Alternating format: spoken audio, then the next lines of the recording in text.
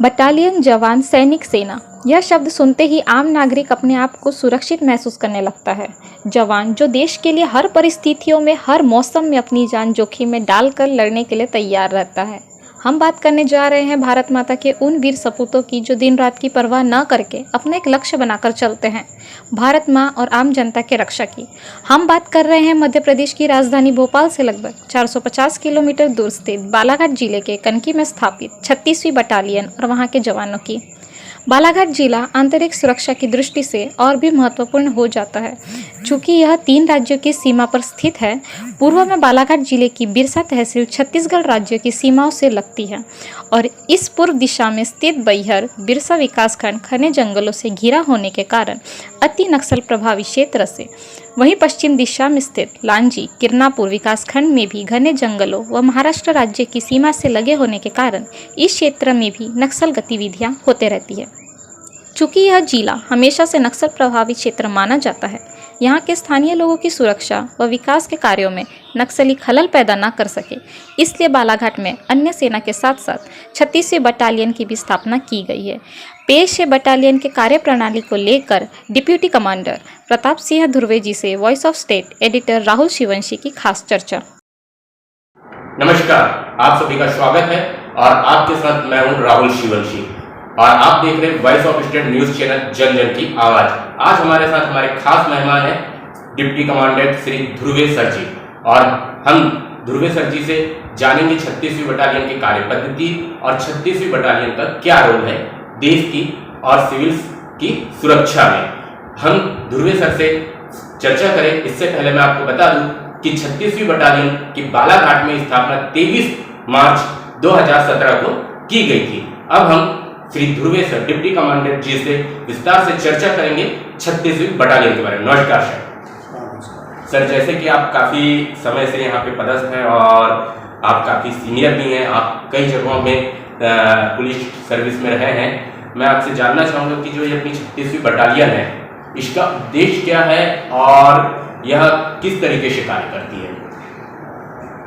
इसका बेसिक उद्देश्य है कि गवर्नमेंट ऑफ इंडिया, भारत सरकार द्वारा नई दिल्ली द्वारा दिनांक 18/2/2014 को विशेष भारत रक्षित वाहिनी 36 वाहिनी की गठन की प्रशासनिक स्वीकृति प्राप्त हुई। 2017 में इसमें नया रिक्रूटमेंट हुआ और ये वैनगंगा नदी के किनारे बालाघाट से 6 किलोमीटर दूर लालबरा रोड में स्थित है। और इस बटालियन का जो मुख्य उद्देश्य नक्सली उन्मूलन के लिए हुआ है। यह मध्य प्रदेश में 22वां इस बटालियन का 22वां स्थान है। यह अत्यधिक आधुनिक तकनीकी रूप से सक्षम यह बटालियन है और इसकी जो अराउंड 85 करोड़ रुपए की प्रशासनिक स्वीकृति भारत सरकार से है, जिस पर ये 55 करोड़ तो यहाँ के बिल्डिंग्स, क्वार्टर्स और ग्राउंड्स वगैरह के लिए हैं। इस बटालियन में एक हेडक्वार्टर कंपनी, 2 इंजीनियरिंग कंपनी के अलावा 5 कंपनी बनाए गए हैं, सुरक्षा कंपनी, जो मंडला, डिंडोरी और बालाघाट में तैनात हैं। वर्तमान में इस बटालियन में इंफ्रास्ट्रक्चर डेवलपमेंट का काम चल रहा है, लगभग वो पूर्ण होने के स्टेज में। जहाँ तक इनकी ड्यूटीज़ का है तो हर जवान एक बेसिक ड्यूटी होता है एसएफ में, कानून व्यवस्था, और दूसरा वीवीआईपी ड्यूटी और कैंप सिक्योरिटी। 3 आइडियोलॉजी के आधार पर ही इसका गठन किया गया है। ये यहाँ के जवानों का मूल कर्तव्य है। जैसा कि 36वीं बटालियन के जवानों का काम देश की सुरक्षा, वीआईपी इसकी ड्यूटी है, तो इसके साथ साथ और कहाँ पे 36वीं बटालियन के जवानों की तैनाती या किन किन मोर्चों पे और की जा सकती है? हर बॉर्डर वगैरह में भी आपातकाल की स्थिति में इन्हें तैनात किया जा सकता है सर? इसका उद्देश्य SIR भी है। इसका मतलब है 2 कंपनी जो इंजीनियरिंग है उसको भारत में कहीं भी डिप्लॉय किया जा सकता है। जी बिल्कुल। जैसे 36वीं बटालियन की अपन बात करें तो इसके जो जवान हैं, जवानों की ट्रेनिंग क्या होती है, विशेष कैसे होती है और क्या ट्रेनिंग में क्या खास होता है सर? चूँकि ये सभी एसएफ के जवान हैं, इनके जो ट्रेनिंग सेंटर जबलपुर, छिंदवाड़ा और मध्य प्रदेश में 4-5 ट्रेनिंग इंस्टीट्यूट है, वहाँ इनकी बेसिक ट्रेनिंग होती है। उसके बाद उनको हम अपने बटालियन में आने के बाद इनकी पोस्टिंग ग्रामीण क्षेत्रों में या जहाँ भी इनकी चेक पोस्ट है वहाँ हम करते हैं। वहीं ये जो कैंप सिक्योरिटी और कानून व्यवस्था की ड्यूटी करते रहते हैं।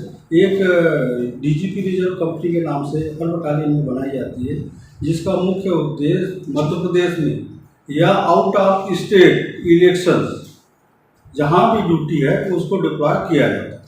बिल्कुल सर, जैसा कि अभी अभी आपने बताया इनकी ट्रेनिंग के बारे में, हम आगे और आपसे चर्चा में जानना चाहेंगे कि जब जंगल्स में या सर्चिंग के दौरान जो हमारे जवान होते हैं उनको किन दिक्कतों का सामना करना पड़ता है?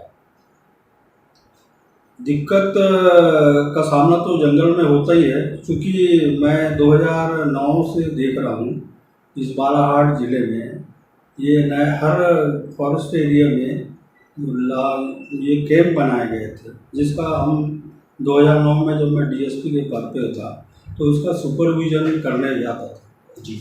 आज उन्हीं कैंपों में भारत सरकार की जो सेंट्रल पुलिस ऑर्गेनाइजेशन निवास करती है, ऑफ कोर्स निवास करती है और हमारे कैंप के जवान भी निवास करते हैं, तो लगभग इकोनॉमी अच्छी व्यवस्था है, ज़्यादा कोई समस्या नहीं है। बिल्कुल, आप इस समय देख रहे थे हमारे साथ deputy commandant Shri Dhruve sir ji थे और हम अब आगे और भी जानेंगे सीआरपीएफ 36वीं बटालियन के बारे में हम आगे चर्चा करेंगे अन्य अधिकारियों से।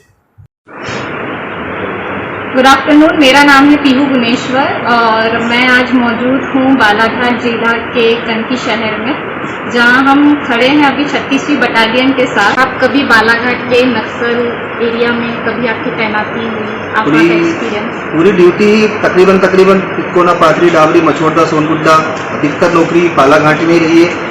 यहाँ पे नौकरी करते वक्त आंतरिक सेवा पदक, दुर्गम सेवा पदक तक प्राप्त किए हैं और अभी फिलहाल में भी हम लोग बालाघाट से मतलब अंदर जंगल से आए, सुनसुली से आया हूँ मैं। सुनसुली पोस्ट है जो अपने नांदी से 15-16 किलोमीटर अंदर है, फिर वहाँ से मछोड़ा साले टेकरी, वहाँ से अभी फिलहाल में मेरी पोस्टिंग हेडक्वार्टर है। आपका एक्सपीरियंस आप कभी? मैं मंडला जिले से रहने वाला हूँ। मेरी 2002 के भर्ती हूँ मैं और मैं 2003 से 2018 तक अगस्त 2018 तक मैं बालाघाट जिले के नक्सल क्षेत्रों में ही काम किया है और मेरे साथ में 2 एनकाउंटर भी हुए। बस से हमारी पार्टी को नुकसान भी नहीं हुआ, उनको नुकसान जो भी हुआ वो नक्सल जानते, लेकिन हमारी पार्टी को कोई नुकसान नहीं हुआ। मेरा फर्स्ट एनकाउंटर घाघरा पे हुआ और दूसरा पितकोना के जंगल पे।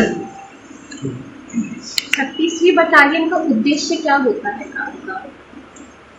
काम का उद्देश्य ये टोटल बटालियन एसआरबी तहत जो भारत रक्षित तो बटालियन है, इसको कहीं भी मतलब भारत में कहीं भी पदस्थ किया जा सकता है। वैसे अभी इनके जितने भी ट्रेनिंग हो रहे हैं वो सिर्फ नक्सल ऑपरेशन पे को ध्यान को रखते हुए इनकी सारी ट्रेनिंग और प्रशिक्षण जितना भी है तो और उसी उद्देश्य से ये बटालियन यहाँ पे मतलब स्थापित की गई। ट्रेनिंग किस प्रकार से होती है आप 36वीं बटालियन?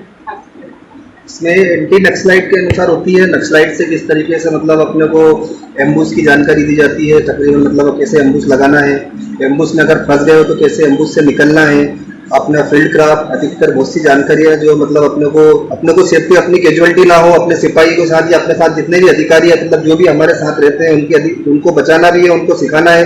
अधिकतर जो भी जानकारी उनकी रहती है तो उनको समय समय पर उनको विशेष ट्रेनिंग दी जाती है ताकि वो उस चीज़ से अवगत रहे और उनको मतलब भविष्य में आगे चल के उनको फायदा हो और कोई कैजुअलिटी ना हो उनकी। क्या मोटिवेशन रहा था आपका जब आपने उस टाइम पे ज्वाइनिंग दी थी? तो पहले तो यहाँ पे बालाघाट जिले में नक्सल समस्या ज़्यादा थी, लेकिन अभी हक कोच के द्वारा उनके जो इनकाउंटर किए जा रहे हैं और तो उनका मनोबल तो गिरा हुआ है। सर आपको क्या मोटिवेशन रहा है? यहाँ पर बालाघाट में हर समय पे हर कदम पे एक डर बना रहता है, मगर जो ट्रेनिंग दी जाती है हम लोगों को, हमारे साथ के लड़कों को साथ मिलकर, मतलब इतना विश्वास हो चुका है कि अब हमको उस चीज से डरने लगता है। मतलब रात में हो, दिन में हो, कभी भी जाना हो, मतलब हम अपने आप में हमको इस काबिल बना दिया गया है कि उस चीज का हमें भय नहीं रहता। हमें कहीं भी भेज दीजिए, आप कहीं भी रात में सर्चिंग जाते हैं, अधिकतर कितनी बार जैसे पता चलता है कोई सूचना मिलती है तो रात में भी एम्बुश लगाना पड़ता है, रात में जाना पड़ता है, रात में 7-7 दिन 8-8। अब तो फिर क्या है कि नेटवर्किंग का जमाना हो गया तो इतना ही है, तो पहले 15-15 दिन की सर्चिंग चलती थी, एम्बुश लगाए जाते थे या घूमते थे, सर्चिंग करते थे, अच्छा लगता है, घूमना भी हो जाता। अब वो नहीं रहा, मतलब ऐसा कुछ वो भय टाइप का नहीं है कि यार नहीं नक्सलाइट क्षेत्र है, कैसा करेंगे कैसे करेंगे, अब कुछ आपका कभी किसी नहीं, अभी तक तो सामना नहीं हुआ। अभी कुछ दिन पहले जब मैं सुलसुली में था तो वहां पर एक श्याम नक्सली था, श्याम मरावी था, श्याम इसको, उसके लिए मैं गाड़ी लेके गया था अंदर, मलकुआ गया था, तो उसको जिंदा पकड़े थे, तो उसको लेके आया था मैं, तकरीबन बहुत अंदर जंगल था, और वो शायद 30 लाख रुपए का इनामी था, 15 लाख रुपए का, और वो नक्सली होने के साथ साथ आर्मोरर भी था, जो नक्सलियों के हथियार बिगड़ खराब हो जाते थे वो उनको रिपेयर करता था, श्याम को, उसको हम लोगों ने पकड़ा था। बाकी ऐसा तो आप कितने जंगल घूम लो, आपको कभी नक्सली नहीं मिलेंगे, क्योंकि वो भी एक आम आदमी है, उनके पास हथियार है तो वो नक्सली है, हथियार नहीं है तो कोई नक्सली नहीं, आम आदमी। आप उनको ऐसा कुछ पकड़ भी नहीं सकते और कुछ कह भी नहीं सकते, बिना मुखबिर सूचना के या बिना किसी जानकारी के आप किसी भी व्यक्ति को कुछ नहीं बोल सकते। तो आप दोनों को, आपको कैसा लगता है इस पद पर है आप, देश की सेवा कर रहे हैं? अच्छा, गौरवान्वित महसूस होता है, अच्छा लगता है कि हम किसी की सेवा कर रहे हैं, अब किसी के काम आ रहे हैं हर परिस्थिति में, चाहे जैसी भी कंडीशन हो, पानी गिरे, सूखा, गर्मी लगे या ठंड हो, काम करना है और अच्छा लगता है। मतलब अब कुल मिला के आदत सी हो गई है कि अब करना ही है, और जिस चीज की आदत पड़ जाती है तो फिर उसमें जब आदमी घुल मिल जाता है तो काफी अच्छा लगता है। देश के युवा के लिए आप क्या कहना चाहिए, क्या संदेश देना चाहिए? देश के युवाओं के लिए तो मेरा एक ही संदेश है कि अच्छी मेहनत करें, अच्छा काम करें और देश के हित के बारे में सोचें, क्योंकि देश है तो सब कुछ है, और देश नहीं है तो फिर बहुत सी चीजें हैं आपके सामने बोलने की। तो इस तरीके का एक्सपीरियंस 36वीं बटालियन का हमने आज आपके लिए रिकॉर्ड किया है। ये है दोनों हमारे ऑफिसर्स, तो इसके लिए थैंक यू।